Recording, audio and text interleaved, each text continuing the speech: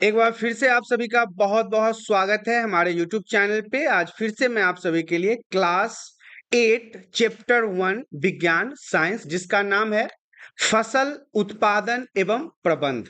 इसके बारे में आज हम आप सभी को पढ़ाने वाले हैं। तो सबसे पहले इसमें जो पहली लाइन दिया गया है वो कह रहा है कि ग्रीष्मावकाश मतलब गर्मी छुट्टी का समय है और जो पहेली है बूझो वो अपने चाचा के घर गया है। वो अपने अंकल के घर गया है। उसके चाचा जो हैं पेशे से एक किसान है, फार्मर है। चाचा क्या है? किसान है, फार्मर है। एक दिन उन्होंने खेत में कुछ औजार देखे। औजार कहने का मतलब है जो भी हम एग्रीकल्चर वगैरह करते हैं, फार्मिंग करते हैं, खेती करते हैं, तो उसमें तो हमें कई प्रकार के औजार का काम आता है ना। तो उसने वहां पे क्या देखा? खुरपी देखा, दराती देखा, बेलचा देखा, हल देखा, इत्यादियों को वहां पे देखा। यहाँ पे मैं आप सभी को बताना चाहता हूं कि यदि आप खेती करते हैं, यदि आपके कोई रिश्तेदार किसान हैं, तो ये सारी चीजें आप उनके घर में देखते होंगे या देख सकते हैं, क्योंकि एक विशाल जनसंख्या को भोजन प्रदान करने के लिए इन सभी चीजों का नियमित उत्पादन, उचित प्रबंधन एवं वितरण आवश्यक है। देखिए, कहा जाता है कि हमारा भारत में तो बहुत ज्यादा जनसंख्या है ना, और इतने बड़े जनसंख्या को भोजन कराने के लिए हमें इन सभी चीजों की आवश्यकता पड़ती है। सबसे पहले आपको जान लेना है कि हम भोजन ग्रहण क्यों करते हैं, हम खाना क्यों खाते हैं, हमारे भोजन करने से क्या होता है। हम सभी को पता है कि जितने भी सजीव हैं, जितने भी लिविंग थिंग्स हैं, जितने भी जीवित जंतु हैं, उन सभी को किस चीज की जरूरत होती है? भोजन की आवश्यकता होती है। कोई भी ऐसा जंतु व्यक्ति है जो भोजन के बिना रह सकता है? सभी व्यक्ति, सभी जंतु, कीड़े मकोड़े, पेड़ पौधे, सभी को भोजन की आवश्यकता होती है। पौधे अपना भोजन स्वयं बना सकते हैं। तो इसे हम पिछले क्लास में पढ़ा था कि पौधे कैसे अपना भोजन तैयार करते हैं, उसे हम फोटोसिंथेसिस कहते हैं। हिंदी में उसे हम प्रकाश संश्लेषण कहते हैं। सूर्य की उपस्थिति में पौधे अपना भोजन स्वयं बनाते हैं, प्रकाश संश्लेषित करते हैं। देखिए यहाँ पे लिखा हुआ भी है कि पौधे जो है वो प्रकाश संश्लेषण के माध्यम से अपना भोजन पकाते हैं। सभी जंतु भोजन बनाने में असमर्थ होते हैं। ऐसा नहीं है कि पृथ्वी पर जितने भी जीव जंतु हैं सभी अपना भोजन बना ही सके। तो सारे जीव जंतु भोजन बनाने में समर्थ नहीं होते। जंतुओं के भोजन का स्रोत क्या है, इन सभी चीजों के बारे में जानेंगे। भोजन ग्रहण क्यों करते हैं, इन सभी चीजों के बारे में जानेंगे। इससे पहले मैं आपको कृषि पद्धति के बारे में बता देता हूं कि कृषि पद्धति क्या है। ये जो खेती होता है ना, जो हम फार्मिंग करते हैं, एग्रीकल्चर कहते हैं, उसके कौन कौन से तरीके हैं, किस प्रकार के तरीकों से खेती किया जाता है, यहाँ पे मैं आप सभी को बता दूंगा। आज से अभी जब आप लोग 7th क्लास, 8 क्लास, 6 क्लास के बच्चे इस चैप्टर को पढ़ रहे हो, तो इससे 10,000 साल पहले, 10,000 ईसा पूर्व, बहुत पहले क्या थे? मनुष्य जो थे वो घुमंतु थे। आज की तरह उनके पास घर नहीं हुआ करता था। जैसे आप लोग आज कपड़े वपड़े पहनते, वो कपड़े नहीं पहनते थे, नंगे पंगे रहते थे, जंगलों में घूमते थे, पहाड़ों पे रहते थे, पेड़ों पे रहते थे, जानवरों की तरह रहते थे, कच्चा मांस खाते थे। अब समझ सकते हैं कि अगर अभी कोई नंगा आदमी यहाँ पे आके खड़ा हो जाए तो आपको कैसा फील होगा। तो हम लोग कपड़ा पहनने वाले व्यक्ति हो गए, लेकिन ये आज से 10,000 साल पहले, ईसा पूर्व, ईसा से भी पहले 10,000 ईसा पूर्व की बात है कि मनुष्य उस समय घुमंतु हुआ करते थे, एक जगह पे नहीं रहते थे, घूम घूम के अपना जीवन चलाते थे। एक स्थान से दूसरे स्थान तक भोजन एवं आवास की खोज में विचरण करते रहते थे, घूमते रहते थे। विचरण करने का क्या मतलब है? एक जगह से दूसरे जगह तक घूमते रहना। वे कच्चे फल, कच्चे सब्जियां खाते थे। उन्हें भोजन के लिए जंतुओं का शिकार करना प्रारंभ किया। पहले वो ना हम लोग की तरह सब्जी को पका के नहीं खाते थे, गोभी का भुजिया नहीं खाते थे, आलू की सब्जी नहीं खाते थे, आलू का चोखा नहीं खाते थे। वो कच्चा ही आलू खा जाते थे, कच्चा ही गोभी खा जाते थे, कच्चा ही मांस खा जाते थे। हिरण को मारा कच्चा ही खा गया, खरगोश को मारा कच्चा ही खा गया, किसी जानवर को मारा कच्चा ही खा गया, पानी से मछली पकड़ लिया कच्चा ही खा गया। क्योंकि उस समय इतनी जानकारियां नहीं हुआ करती थी, इतने सारे स्रोत नहीं हुआ करते थे। कालांतर में खेती करना, चावल, गेहूं एवं अन्य फसलों को उत्पादित कर सके, इस प्रकार से कृषि आरंभ हुआ। धीरे धीरे कृषि आरंभ हुआ। आज अगर हम अपने गांव में चले जाए या फिर पंजाब चले जाओ, हरियाणा चले जाओ, तो यहाँ पे बहुत सारी सारी चीजें आपको देखने को मिल जाएगी। ट्रैक्टर है, हार्वेस्टर है, ड्रिपिंग मशीन है, छिड़काव मशीन है, पानी छिड़कने वाला, तरह तरह के। उस समय तो ये सब चीजें थी ही नहीं। ईसा पूर्व से 10,000 साल पहले की बात हो रही है, जब इंसान कपड़ा नहीं पहनता था, तो लकड़ियों का छाल लपेट के रहता था, पत्ते वत्ते चिपका के रहता था। तो उस समय की बात हो रही है। लेकिन यहाँ पे हमें पढ़ना क्या है? यहाँ पे हमें पढ़ना है कि कृषि पद्धतियां किसे कहते हैं। देखिए ये इंपॉर्टेंट है, कृषि पद्धति क्या होता है। तो आपको इसमें पढ़ना है, जब एक ही किस्म के पौधे किसी स्थान पर बड़े पैमाने पर उगाए जाते हैं। एक ही किस्म के, ये नहीं कि एक पेड़ गेहूं का है, एक पेड़ मक्का का है, एक पेड़ आलू का है, एक पेड़ राहर के दाल का, नहीं। गेहूं है तो पूरा गेहूं ही रहेगा, मक्का है तो पूरा मक्का ही रहेगा, आलू है तो पूरा आलू ही रहेगा, राहर है तो पूरा राहर ही रहेगा। एक किस्म के पौधे को एक स्थान पे बड़े पैमाने पर उगाए जाते हैं तो इसे क्या कहा जाता है? फसल कहा जाता है। अगर एक ही किस्म के बहुत ज्यादा पेड़ पौधों को एक साथ खेती किया जाए, उगाया जाए, तो उसे क्या कहेंगे? फसल कहते हैं। उदाहरण के लिए गेहूं के फसल का अर्थ है कि खेत में उगाए जाने वाले सभी पौधे गेहूं के होंगे। आपने गेहूं की खेती देखी होगी, चावल का खेती देखा होगा। अब ऐसा थोड़ी ना है कि एक गेहूं का पौधा रहेगा, एक अमरूद का पौधा रहेगा, एक आम का पौधा रहेगा, एक इमली का पौधा रहेगा, एक जामुन का पौधा रहेगा, एक संतरा का पौधा रहेगा। ऐसा तो नहीं होता गेहूं के खेत में। सारे पेड़ किस चीज के होते हैं? गेहूं के ही होते हैं। मक्के के खेत में जाओगे तो मक्का का ही होगा, धान के खेत में जाओगे तो धान का ही होगा। तो इसे हम क्या कहते हैं? फसल कहते हैं। फसलें भी जो है ना वो अलग अलग प्रकार की होती है, जैसे अन्न हो गया, सब्जी हो गया, फल हो गया।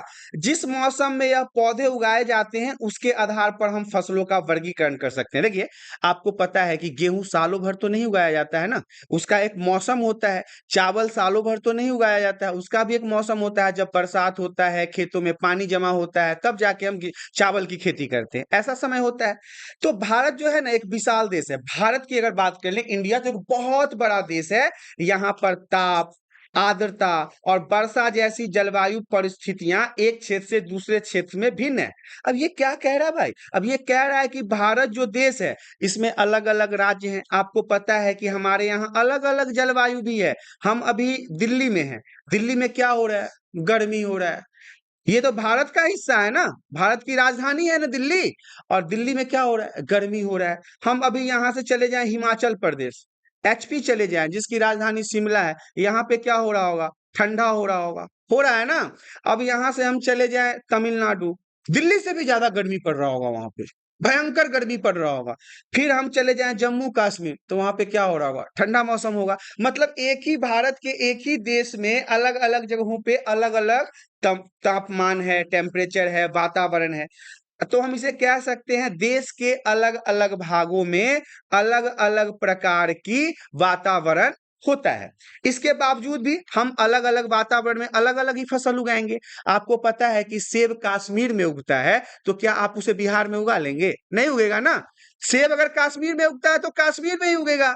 अब हमारे बिहार में अगर मसालों की खेती होती है तो वो क्या कश्मीर वाले उगा लेंगे? नहीं उगा सकते, क्योंकि ये टेम्परेचर पर डिपेंड करता है। जिस मौसम में जो फल उगाया जा सके उसे हम वही उगा सकते हैं, अलग अलग नहीं उगा सकते हैं। अब यहाँ पे फसलों को ना दो भागों में बांटा गया है, याद रखिएगा, वेरी वेरी इंपॉर्टेंट है। फसलों को दो भागों में बांटा गया है। दो रंग तरह के फसल होते हैं, पहला है खरीफ फसल, दूसरा है रबी फसल। अब खरीफ फसल क्या होता है और रबी फसल क्या होता है, इसे समझ लेते हैं। सबसे पहले हम जान लेते हैं कि खरीफ फसल क्या होता है। खरीफ फसल का मतलब होता है वह फसल जिन्हें वर्षा ऋतु में बोया जाता है। ध्यान से समझिएगा, सारे बच्चे ध्यान से समझिएगा, वह फसल जिसे वर्षा ऋतु में बोया जाता है, बारिश के समय में जिसकी खेती की जाती है, क्या कहलाता है? खरीफ फसल कहलाता है। तो बारिश के ऋतु में किस चीज की खेती करते हो? धान की खेती करते हो ना, तो धान क्या होगा? खरीफ फसल होगा। जिस फसल की बुआई वर्षा ऋतु में होती है उसे हम खरीफ फसल कहते हैं। भारत में वर्षा ऋतु सामान्यतः जून से सितंबर तक होता है। अभी जैसे कि अप्रैल है, मई, जून, जून से बारिश शुरू हो जाएगा, और जून, अगस्त, सितंबर, ये 3 महीने बारिश का मौसम रहता है। तो इसमें हम कौन से फसल को उगाते हैं? खरीफ फसल को उगाते हैं। जिसमें क्या आता है? धान आ जाता है, मक्का आ जाता है, सोयाबीन आ जाता है, मूंगफली, कपास इत्यादि। ये सारी चीजें क्या हैं? ये सारी चीजें खरीफ फसल के अंतर्गत आता है। आप सभी को बड़े ध्यान से याद रखना है, आपके एग्जाम में पूछा जाता है ये खरीफ फसल किसे कहते हैं, रबी फसल किसे कहते हैं। तो यहाँ पे सभी बच्चों को खरीफ फसल तो समझ में आ गया। अब हम बात करते हैं रबी फसल के बारे में। तो रबी फसल क्या होता है? ये रबी का फसल है क्या? नहीं, शीत ऋतु में, शीत ऋतु मतलब ठंड के मौसम में, ठंड जाड़ा महीना में, अक्टूबर से लेके मार्च तक, अभी हाल फिलहाल में ही तो ठंड खत्म हुआ है ना, तो ठंड के महीने में बोई जाने वाली जो फसलें हैं वो रबी फसल कहलाता है। जिस फसल की खेती ठंड के महीने में किया जाता है, ठंड के महीने में बोया जाता है, उसे हम रबी फसल कहते हैं। कौन कौन सा फसल होता है? गेहूं, चना, मटर, सरसों, अलसी, ये सारे फसल जो हैं वो रबी फसल के उदाहरण के रूप में आते हैं। इसके अलावा कई स्थानों पर दालें और सब्जियां जो हैं वो ग्रीष्म में उगाई जाती है। देखो अभी मैंने आपको शीत ऋतु बताया था, शीत ऋतु का मतलब ठंड का मौसम, ग्रीष्म ऋतु का मतलब गर्मी का मौसम। तो मतलब जो कुछ दालें हैं, दाल जो हम लोग खाते हैं, उन दालों को वापस किस में, तो ग्रीष्म ऋतु में उगाया जाता है। अब हम आपको बताते हैं कि कृषि पद्धति में हमने आपको कुछ फसलों के बारे में बताया था, तो सबसे इंपॉर्टेंट हमारा कृषि पद्धति में क्या है? अगर आपसे प्रश्न पूछा जाए कि कृषि पद्धति से आप क्या समझते हैं, तो आपको बताना है कृषि पद्धति मतलब खेती करने का तरीका, एग्रीकल्चर का फॉर्मेट। तो ये क्या होता है? तो ये होता है मिट्टी तैयार करना। सबसे पहले अगर आपको खेती करना है तो आप सबसे पहले खेतों के लिए क्या करेंगे? मिट्टी तैयार करेंगे ना। उसके बाद उसमें बीज को बोएंगे, बीज की बुआई होगी, खाद और उर्वरक डालने के बाद आप क्या करेंगे? सिंचाई करेंगे। जब पौधे खेतों में उग जाएंगे तो फिर उसमें आप पानी डालोगे ना, सिंचाई करोगे, खरपतवार से सुरक्षा करोगे। मतलब जब आप खेती कर रहे होते हैं और उसमें कोई चीज फालतू चीजें निकल जाती है तो उसे क्या कहते हैं? खरपतवार से सुरक्षा करना कहते हैं। जब फसल तैयार हो जाए तो हो जाएगा, उसके बाद हम फसलों को काट लेते हैं। काटने के बाद उसकी दौनी वगैरह होती है, भूसों को अलग किया जाता है, बीज को अलग किया जाता है, और फिर क्या होता है? लास्ट में भंडारण होता है। ये 3 नंबर का प्रश्न आपको याद रखना है कृषि पद्धति में। सबसे पहले मिट्टी तैयार करना, बुआई करना, खाद में उर्वरक देना, सिंचाई करना, खरपतवार से सुरक्षा, कटाई और भंडारण करना। ये सारी चीजें आपके यहाँ पे कंप्लीट हो गया। इसके साथ साथ आपने खरीफ फसल और रबी फसल को भी देख लिया। अब हम बात कर लेते हैं जो कृषि पद्धति है। यहाँ पे मैंने आपको बताया था कृषि पद्धति, कृषि पद्धति के अंतर्गत ही आता है मिट्टी तैयार करना। तो मिट्टी तैयार करना क्या होता है? मिट्टी तैयार करने से आप क्या समझते हैं, इसको समझ लीजिए। तो देखिए, फसल उगाने से पहले, कोई भी खेती करने से पहले मिट्टी तैयार करना प्रथम चरण है। पहला काम ही है मिट्टी तैयार करना, मिट्टी को पलटना और इसे पोला बनाना।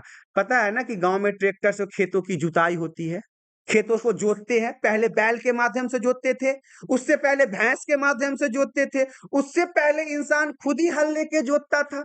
उसके बाद अभी जो है सबसे टेक्नोलॉजी हाई जो है वो ट्रैक्टर का चल रहा है। ट्रैक्टर के माध्यम से खेतों की जुताई होती है। तो इसे ही कहते हैं मिट्टी तैयार करना। खेत से क्या होता है, पीछे उसका लोहा लगा रहता है और मिट्टी को उलटता पलटता जाता है, जिससे अंदर की मिट्टी ऊपर और ऊपर की मिट्टी अंदर चली जाती है। इससे मिट्टी की उर्वरक क्षमता बढ़ती है, उसमें कृषि करने का पावर बढ़ता है। इससे जड़ें भूमि के गहराई तक जा सकती है, क्योंकि मिट्टी ढीला हो जाता है। जब उसको उलटा पलटा जाता है तो मिट्टी ढीला हो जाता है। फिर जो पेड़ हम बीज लगाते हैं ना, वो आसानी से जड़ जो है वो नीचे तक जाके पानी को एब्जॉर्ब कर सकता है। पोली मिट्टी में गहराई में धसी जड़ें भी सरलता से श्वसन कर सकती है। तो इस प्रकार से आपने देखा कि यहाँ पे मिट्टी तैयार करने का क्या मतलब है, मिट्टी तैयार करना क्यों जरूरी है। वहीं दूसरी तरफ जो है वो हमारा कह रहा है आधारित फसल पद्धतियां। दूसरा पॉइंट हमारा कह रहा है आधारित फसल पद्धतियां। हम इसके बारे में जान लेते हैं। फसल उगाने के लिए किसान को अपने क्रियाकलाप सामयिक अवधि में करने पड़ते हैं, मतलब एक टाइम के अंदर ही करना पड़ता है।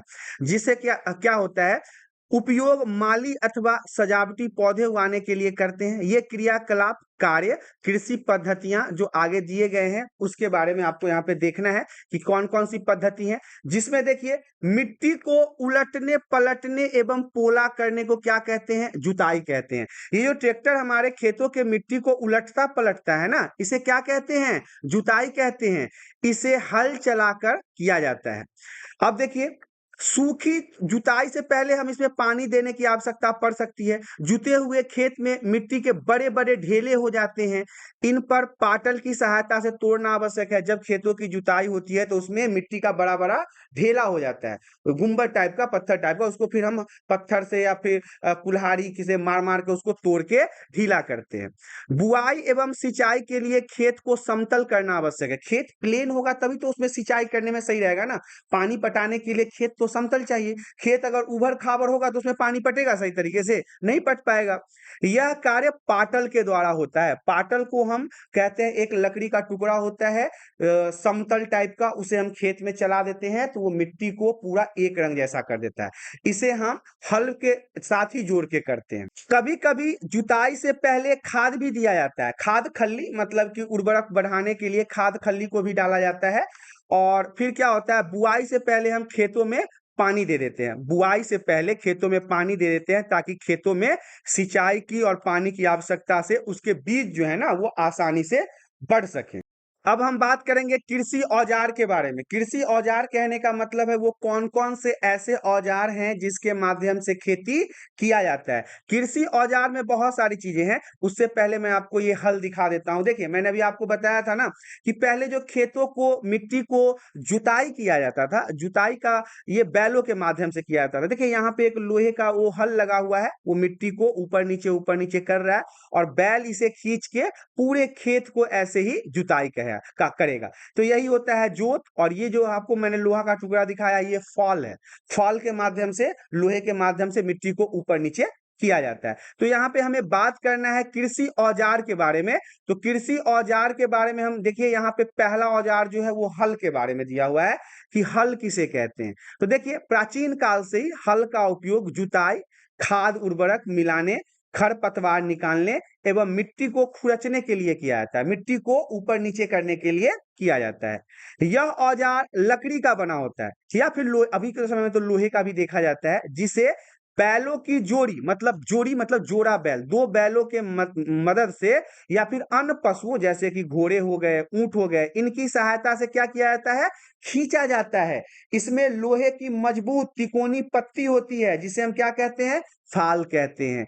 हल का मुख्य भाग लंबी लकड़ी का बना होता है जिसे हम हल शैफ्ट के नाम से जानते हैं।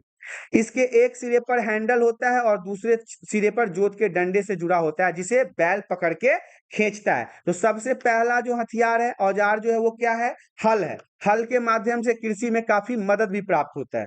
दूसरे अगर औजार की बात कर लें तो उसके जगह पर हम कुदाली की बात कर सकते हैं।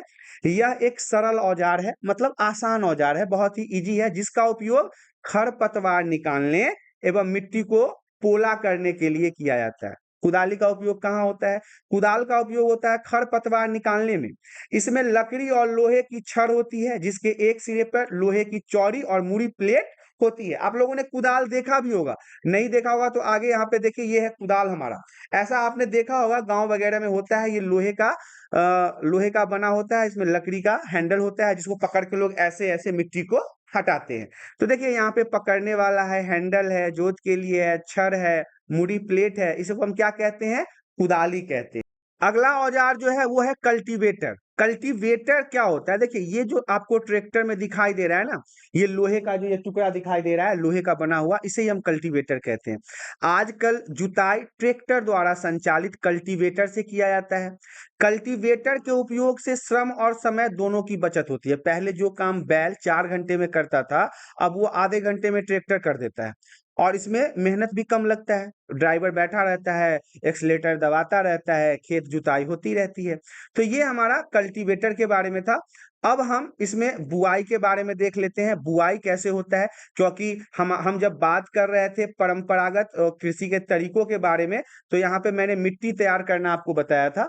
तो मिट्टी तैयार करने के बारे में हमने अभी इतनी सारी बातें की हैं, ये सारी चीजें जो है वो मिट्टी तैयार करने के बारे में था। अब हम बुआई के बारे में बात करेंगे कि बुआई क्या होता है। तो अब बुआई की तरफ चलते हैं कि बुआई से आप क्या समझते हैं, बुआई होता क्या है। तो बुआई जो है वो फसल उत्पादन का सबसे महत्वपूर्ण चरण है। अगर खेत में आप बीज को नहीं डालोगे तो खेती कभी हो सकता है? नहीं होगा।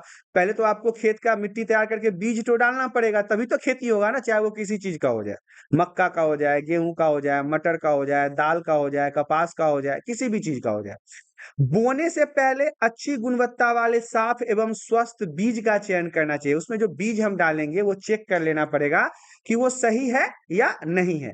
किसान अधिक उपज देने वाले बीजों को प्राथमिकता देता है। जो ज्यादा उपज देता है ना, किसान उसी बीज का उपयोग करता है। तो ये सारी चीजें बुआई के बारे में था। अब बुआई में एक और चीज देखना होगा, कैसे हम पता करेंगे कि कौन सा बीज अच्छा है और कौन सा बीज बुरा है। तो आपको क्या करना है कि एक बीकर लेके उसको पानी से आधा भर लेना है। इसमें एक मुट्ठी गेहूं के दाने को डाल देना है। आप देखोगे कि कुछ बीज जो है वो जल के ऊपर तैरने लगते हैं। गेहूं जो है वो पानी के ऊपर आ गया। जो बीज पानी में बैठ जाते हैं, मतलब नीचे चले जाते हैं, वे हल्के हैं या भारी हैं। तो क्षतिग्रस्त बीज जो होते हैं, जो बीज अच्छा नहीं होता ना, वो पानी के ऊपर आ जाता है, हल्का होके तैरने लगता है। इससे आप पता कर लेंगे कि जो बीज पानी के ऊपर आके तैरने लगा है वो अच्छा बीज नहीं है। जो पानी के नीचे बैठ गया है वही बीज अच्छा है। अब हम परंपरागत औजार की बात कर लेते हैं। परंपरागत रूप से बीजों की बुआई में इस्तेमाल किए जाने वाला औजार कीप के आकार का होता है। आपको 1.2 में दिखाया गया है। 1.2 जो इसका चित्र है, ये देखिए, ये है, ये कीप के आकार है। इसमें बीज को डाल दिया जाता है। ऊपर से एक देखिए ट्रे जैसा लगा हुआ है ना, इसमें गेहूं को डाल दिया। ये पाइपलाइन के माध्यम से यहाँ पे आता जाता है और यहाँ पे खेतों में वो बीजें आती जाती रहती है। तो यहाँ पे वही बताया गया है कि बीजों को कीप के अंदर डालने पर वह 2 या 3 नुकीले सिरों वाले पाइपों से गुजरते हैं। ये सिरे मिट्टी को भेद कर बीज को स्थापित कर देता है, क्योंकि लोहे का बना होता है। ये आप देख सकते हैं, ये जो है वो लोहे का बना हुआ है। ये मिट्टी के अंदर जाता है और बीज को छोड़ देता है। तो इस प्रकार से यहाँ पे परंपरागत औजारों के माध्यम से भी कृषि होता है। पौधों को सूर्य का प्रकाश, पोषक एवं जल पर्याप्त मात्रा में पर्याप्त होता है। अधिक घनेपन को रोकने के लिए कुछ पौधे को निकालकर हटा भी दिया जाता है। अब हम बात करेंगे सीड ड्रिल के बारे में। आजकल बुआई के लिए ट्रैक्टर द्वारा संचालित सीड ड्रिल का उपयोग होता है। यही हमारा सीड ड्रिल है जिसका उपयोग होता है। इसके द्वारा बीजों में समान दूरी एवं गहराई बनी रहती है। यह सुनिश्चित करता है कि बुआई के बाद बीज मिट्टी द्वारा ढक जाए। इससे बीजों को पक्षियों द्वारा खाए जाने से रोका जा सकता है।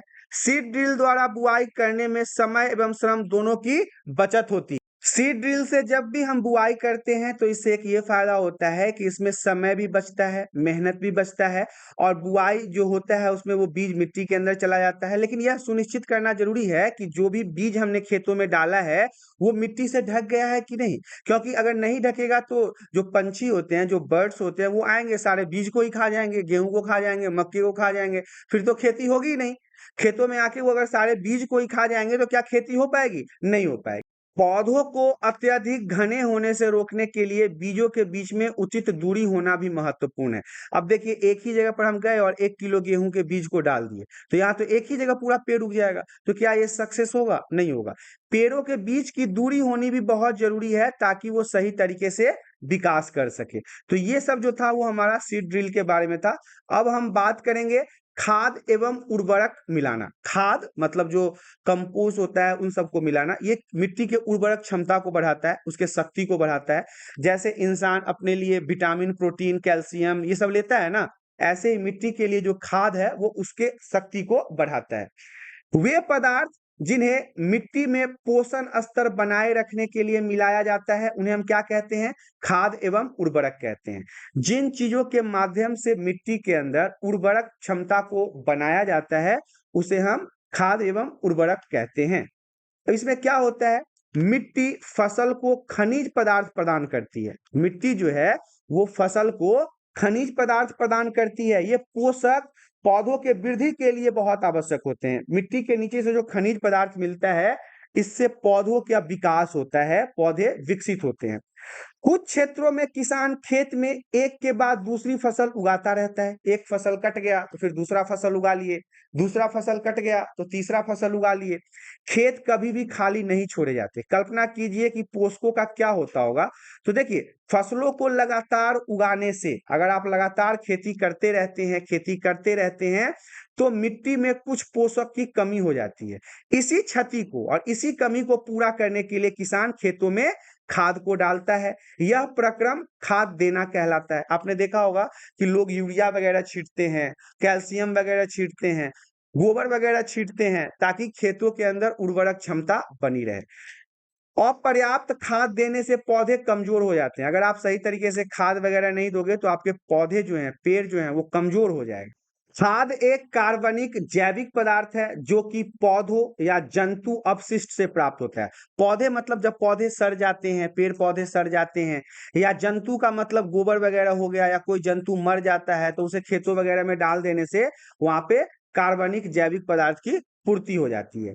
किसान पादप एवं जंतु अपशिष्टों को एक गड्ढे में डालते जाते हैं और इसका अपघटन होने पर, मतलब जब ये सड़ जाता है, गल जाता है, तो उसे क्या करते हैं, उसे कुछ समय के लिए अपघटन होने के लिए खुले में छोड़ने के बाद इसे उठाकर अपने खेतों में डाल देते हैं। इससे उनके खेतों की जो उर्वरक क्षमता है उसमें विकास हो जाता है। दूसरी तरफ अगर हम उर्वरक की बात करें तो उर्वरक जो है वो रासायनिक पदार्थ है जो विशेष पोषकों से समृद्ध होते हैं। वे खाद से कैसे भिन्न है इसके बारे में जान लेते हैं।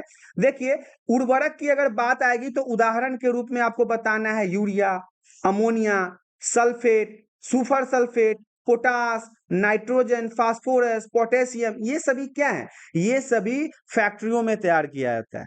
ये सभी केमिकल है, ये सभी रसायन है।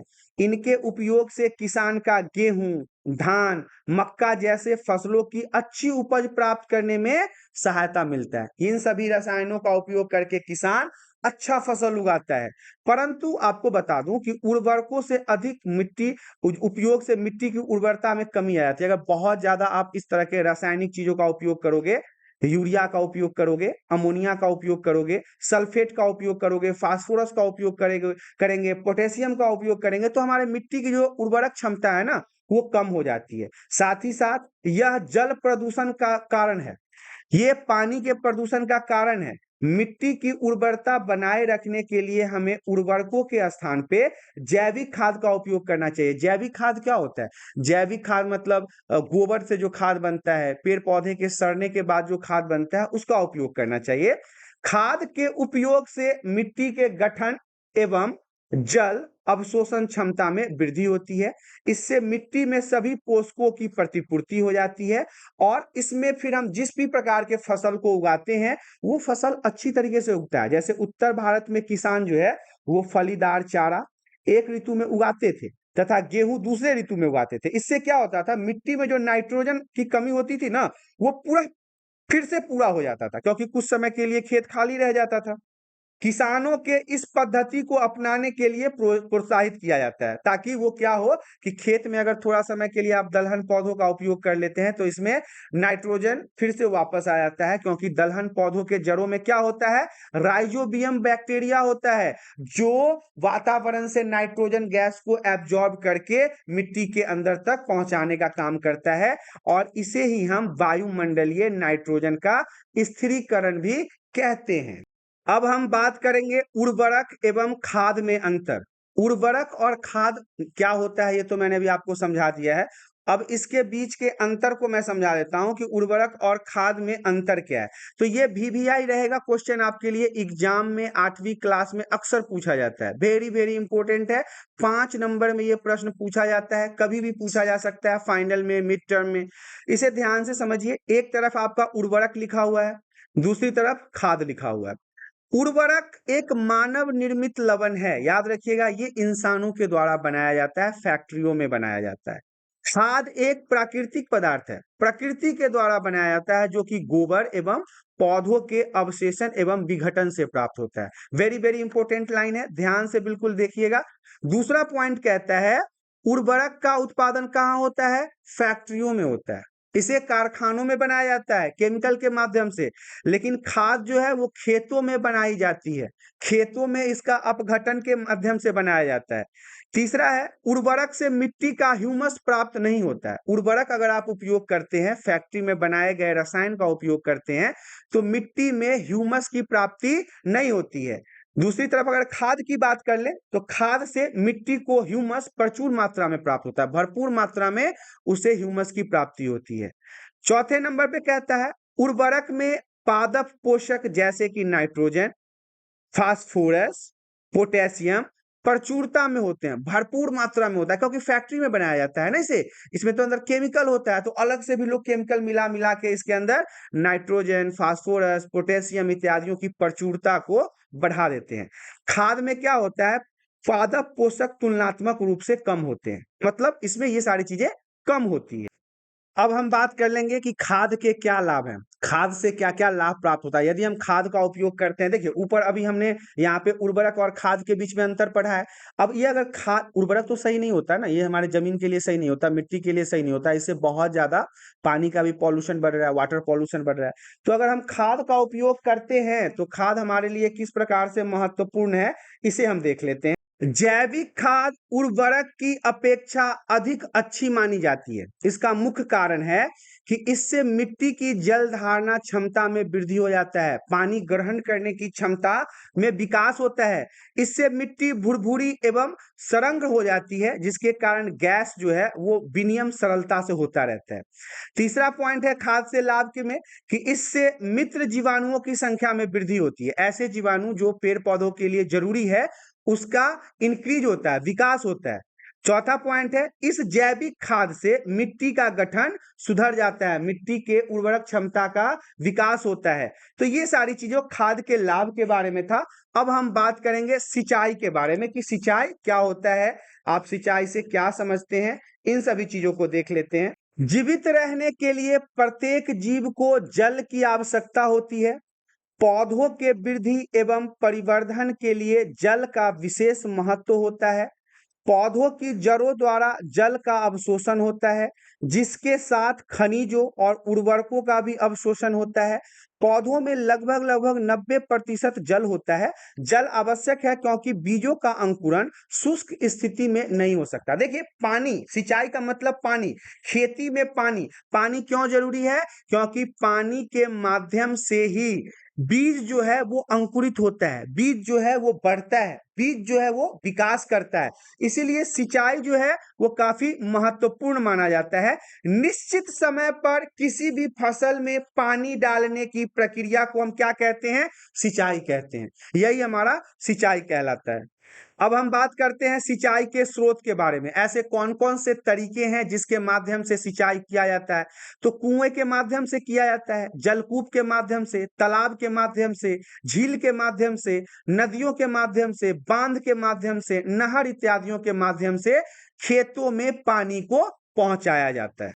यहाँ पे आपको इमेज में दिख रहा होगा कि यहाँ पे कैसे कुएं के माध्यम से लोग सिंचाई कर रहे हैं। सिंचाई के पारंपरिक तरीके मतलब पुराने तरीकों के बारे में देख लेते हैं। लोग कुओं के माध्यम से सिंचाई करते थे, झीलों के माध्यम से सिंचाई करते थे, नहरों में उपलब्ध जल को निकाल कर खेतों तक पहुंचा के अपने खेतों को सिंचाई करते थे। मवेशी अथवा मजदूर इन विधियों में इस्तेमाल किए जाते थे। जानवरों का भी इस्तेमाल होता था, लोगों का भी होता था, जैसे कि घिरनी के माध्यम से, चैन पंप, ये घिरनी है, देखिए कैसे यहाँ पे घिरनी के माध्यम से आसानी से पानी को निकाला जाता है। इसके अलावा और भी कई सारे साधन है। यहाँ पे देखिए चैन पंप है, चैन पंप के माध्यम से यहाँ पे पानी को निकाला जा रहा है और खेतों में डाला जा रहा है। ढकेली के माध्यम से, ढेकली कहते हैं, ढेकली, इसके माध्यम से भी आप पानी को निकाल सकते हैं और इससे सिंचाई कर सकते हैं। ये सब वो तरीके हैं जो पहले उपयोग किए जाते हैं। यहाँ पे देखिए जानवरों के माध्यम से पानी निकाला जा रहा है और सिंचाई किया जा रहा है। जल को ऊपर खींचने के लिए सामान्यतः पंप उपयोग किया जाता है। पंप चलाने के लिए डीजल, बायोगैस, विद्युत एवं सौर ऊर्जा का उपयोग किया जाता है। आजकल किसी को देखते हो कुआं से पानी पीते हुए, आजकल किसी को देखते हो नदी से पानी पीते हुए। अब सबके घर में मोटर है, मोटर का स्विच दबाया और पानी बाहर निकल जाता है। तो ये आसान तरीका है अब, लेकिन पहले के समय में परंपरागत तरीकों की बात कर लें तो ये जितने भी इमेज आपको दिखाई दे रहे हैं ना, इन्हीं इमेजों में जो दिखाई दे रहा है, इन्हीं के माध्यम से हम सिंचाई करते थे। यहाँ पे अब हम छिड़काव तंत्र के बारे में बात कर लेंगे। छिड़काव तंत्र को हम स्प्रिंकल कहते हैं, स्प्रिंकल सिस्टम। इस विधि का उपयोग और समतल भूमि के लिए किया जाता है, जहां पे भूमि एक जैसा नहीं होता है, समतल नहीं होता है, जहां पे भूमि उभर खाबर होती है, ऊंची नीची होती है, वहां पे इस तंत्र के माध्यम से हम सिंचाई करते हैं। यहाँ पे क्या होता है कि इसमें ना इसके ऊपरी सिरे पर देखिए, यहाँ पे इसको ये दिखाया गया है। ये तरीका होता है कि इसके ऊपरी सिरे पर ये देखिए, एक पाइप से यहाँ पे पाइप निकला है और इसके कई सारे पाइप हैं जो अलग अलग जगह पर पानी का छिड़काव कर रहे हैं, क्योंकि ये समतल जमीन तो है नहीं, और समतल जमीन नहीं है तो पानी पूरे खेत में तो पहुंच नहीं पाएगा। तो ये हमारा छिड़काव तंत्र है, जिसके माध्यम से जब पंप की सहायता से जलमुख पाइप में भेजा जाता है तो वह घूमते हुए नोजल से बाहर निकलता है। देखिए यहाँ पे ये घूमते हुए नोजल से बाहर निकलता है। इसका छिड़काव पौधों पर इस प्रकार होता है जैसे वर्षा हो रहा है। जैसे आप लोगों ने कई घरों में शावर वगैरह देखा होगा कि कैसे शावर से लोग पानी निकाल निकाल के नहाता है, तो उसमें फैलाव के साथ पानी आता है ना, तो ऐसे ही ये फैलाव के साथ पौधों के ऊपर पड़ता है। दूसरा है ड्रिप तंत्र। अब ड्रिप सिस्टम क्या होता है, ड्रिप सिस्टम भी जान लेते हैं। इस विधि में जल बूंद बूंद करके सीधा पौधों की जड़ों में गिरता है। टप टप टप ऐसे पानी चूता रहता है और वो पौधों की जड़ों में गिरता है, डायरेक्ट जड़ में गिरता है। अतः क्या होता है फिर, ये इसे ही हम ड्रिप तंत्र कहते हैं, याद रखिएगा। फलदार पौधे, बगीचों एवं वृक्षों को पानी देने का यह सबसे सर्वोत्तम तरीका है। बगीचे वगैरह में जो फल फूल हम लोग लगाते हैं ना, उसमें हम ड्रिप तंत्र अर्थात ड्रिप सिस्टम के माध्यम से ही पानी देते हैं। इस विधि में जल बिल्कुल व्यर्थ नहीं होता, पानी की बिल्कुल बर्बादी नहीं होती, बूंद बूंद गिरता रहता है और पौधों को मिलता रहता है। एग्जाम्पल के लिए देख लीजिए, अगर हम एक ही बार घर में 10 दिन का खाना बना के रख लें तो खाना ही खराब हो जाएगा। 10 दिन तक चल पाएगा क्या? लेकिन थोड़ा थोड़ा करके अगर उसी खाना को बनाए तो वो 10 की जगह पर 15 दिन भी हम खा सकते हैं। तो यही होता है कि इसमें जल का बिल्कुल व्यर्थ नहीं होता। यह जल की कमी वाले क्षेत्रों के लिए एक वरदान है। जहाँ पे पानी की बहुत कमी होती है वहां के लिए यह काफी इंपॉर्टेंट है। जैसे कि यहाँ पे देखिए, यही है ड्रिप तंत्र, कैसे पेड़ के जड़ों में सारी पानी जा रही है। अब हम बात करेंगे खरपतवार से सुरक्षा। खरपतवार होता क्या है? तो खेतों में जो भी अवांछित पौधे प्राकृतिक रूप से फसल के साथ उग जाते हैं, उसे ही हम खरपतवार कहते हैं। अब समझ लीजिए क्या होता है, हमने मक्का का खेत में मक्का लगाया, मतलब मक्का बोया, अब मक्का के साथ साथ उसमें कुछ जंगल नहीं उग जाता है, उसे ही हम अवांछनीय पौधे कहते हैं और इसी को हम खरपतवार कहते हैं। खरपतवार को हटाने की प्रक्रिया क्या कहलाती है? निराई कहलाती है। निराई जरूरी है, निराई के माध्यम से ही हम खेतों के अंदर मौजूद जो खरपतवार होते हैं उनको हटाते हैं। देखिए यहाँ पे ये किसान है, इसने खेती को तो किया है, लेकिन यहाँ पे क्या कर रहा है, खरपतवार नाशी का छिड़काव कर रहा है। मतलब एक ऐसे जहर का छिड़काव कर रहा है जिसके माध्यम से जो खरपतवार है, जो अवांछनीय पौधे हैं, जिसकी जरूरत नहीं है, जो जंगल वगैरह है, वो अपने आप स्वतः खत्म हो जाएगा। और देखिए, रसायनों के उपयोग से भी खरपतवार नियंत्रण किया जा सकता है। या दूसरा तरीका है कि आप उसे हाथ से पकड़ के उखाड़ दें, खुरपी से पकड़ के निकाल दें। गांव में इसे कहते हैं कमैनी करना। कमैनी करना मतलब जाके जंगलों के अंदर खुरपी ऐसे ऐसे उठा के और जंगलों को उठा के फेंक देते हैं, ऐसे ही होता है ना। और दूसरा तरीका है कि अगर खेत में बहुत सारे जंगल हो गए हैं तो जाके उसमें सीधा छिड़काव कर दो। स्प्रे मशीन होता है ना गांव में, सुर ऐसे करके छिड़काव कर दो और उससे पूरा जंगल वो खत्म हो जाएगा। तो जो रसायनों के उपयोग से हम उसका उपयोग करते हैं, उसका हम उसको क्या कहते हैं? खरपतवार नाशी कहते हैं। तो ये खरपतवार नाशी के माध्यम से क्या होता है कि इसको समय से पहले समाप्त कर दिया जाता है। खरपतवार की वृद्धि के समय तथा पुष्पन एवं बीज बनने से पहले ही खरपतवार का छिड़काव करना चाहिए। खरपतवार के छिड़काव से किसान के स्वास्थ्य पर भी प्रभाव पड़ सकता है, क्योंकि वो रसायन होता है ना, वो केमिकल होता है, वो उसके नाक में जाएगा। इसलिए आपने देखा होगा यहाँ पे ये छिड़काव करते समय मुंह में मास्क लगा रखा है, या फिर रुमाल बांध रखा होगा, या फिर गमछा बांध रखा, जिससे उसके सेहत पर किसी भी प्रकार का कोई असर ना पड़े। अब हम यहाँ पे बात करेंगे कटाई के बारे में। कटाई क्या होता है? तो देखिए, फसल की कटाई एक महत्वपूर्ण कार्य है। फसल की जो कटाई है वो एक महत्वपूर्ण कार्य है, क्योंकि सबसे पहले हमने मिट्टी को तैयार किया, मिट्टी तैयार करने के बाद उसमें बुआई किया, सिंचाई किया, उसमें खाद खल्ली डाला, उसके बाद अब क्या करेंगे? कटाई ही करेंगे ना। अब फसल तो पक के तैयार हो गया है, अब हम क्या करेंगे? कटाई करेंगे। फसलों के पक जाने के बाद उसे काटना ही क्या कहलाता है? कटाई कहलाता है। कटाई के दौरान या तो पौधों को खींच कर उखाड़ देते हैं अथवा उसे धरातल के पास से काट लेते हैं। ये इस हथियार को आपने जरूर देखा होगा, इसे हम हसुआ कहते हैं। गांव में इसे हसुआ कहते हैं। हर घर में होता है, गेहूं वगैरह काटने के लिए, गेहूं कटनी में ये बहुत काम आता है, मक्का काटने में काम आता है। तो अब हालांकि अब के समय में अगर बात कर लें तो अब तो ज्यादा चीज हार्वेस्टर से ही हो जाता है। हार्वेस्टर के माध्यम से फसलों की कटाई हो जाती है, गेहूं की कटाई हो जाती है। पंजाब वगैरह में आप जाओगे ना तो वहां पे मशीन के माध्यम से सब गेहूं वगैरह कटता है। और थ्रेसिंग समझते हो? थ्रेसिंग जब गेहूं कट के आता है और एक मशीन होता है, उसमें गेहूं को लगाते हैं तो बीज अलग होता है, भुस्सा अलग निकलता है, इसे हम थ्रेसिंग कहते हैं। तो ये सब चीजें जो है वो कटाई के दौरान उपयोग में आता है। अब फसल हमारा कटाई हो चुका है, इसके बाद आप क्या करेंगे? भंडारण करेंगे, अपने गेहूं को स्टोर करेंगे ना। तो उत्पादन का भंडारण एक महत्वपूर्ण कार्य है। यदि फसल के अधिक समय तक रखना हो तो उसे नमी, कीट, चूहे, सूक्ष्म जीव से सुरक्षित रखना होगा। देखो कि कई बार गेहूं में देखते हुए कीड़े लग जाते हैं, घुन लग जाता है, चूहा खा जाता है, या ऐसी बहुत सारी समस्याएं होती है। इसलिए उसको सही तरीके से रखना ही क्या कहलाता है? भंडारण कहलाता है। ताजा फसल में नमी की मात्रा अधिक होती है। आपने देखा होगा गेहूं वगैरह कटने के बाद गेहूं को सुखाया जाता है, मक्के को सुखाया जाता है ताकि उसके अंदर की नमी खत्म हो जाए। अब देखिए, यदि फसल के दानों को सुखाने के बिना अगर भंडारित किया जाए, अगर बिना सुखाए हुए ही अगर आप उसको भंडारित कर देते हैं तो उनके खराब होने की संभावना सबसे ज्यादा होती है। वो अकुड़ सकते हैं और फिर वो उपयोग से बाहर हो जाएंगे, फिर उसका उपयोग हो ही नहीं सकता है। इसके अलावा इसमें कीट, पीकड़ों, जीवाणु एवं कवक भी आ सकता है। तो इनसे सुरक्षा करने के लिए भंडारण में जूट के बोरों का उपयोग किया जाता है। धातु के बड़े पात्र, मतलब टीन जैसा बड़ा बड़ा कनस्तर होता है, ड्राम होता है, इन सभी चीजों में इसका भंडारण किया जाता है। और भंडारण के समय देखा जाता है कि साइलो और भंडार गृह किया गया है कि नहीं। साइलो का मतलब होता है नमी।